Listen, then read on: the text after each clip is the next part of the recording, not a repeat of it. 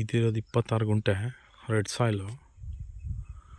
ನೋಡಿ ಒಂದು ಥಿಯೋರಿ ಕಾಣ್ತಾ ಇದೆಯಲ್ಲ, ಅಲ್ಲಿ ತನಕ ಇದೆ. ಅಲ್ಲಿಂದ ಬಿಟ್ಟರೆ ಈ ಥಿಯೋರಿ.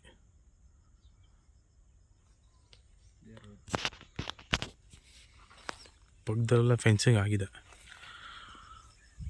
ಅದ್ರ ಪಕ್ಕದ್ದು 1 ಎಕರೆ 10 ಗುಂಟೆ ಇದೆ, ಅದು ಸೇಲ್ಗಿದೆ.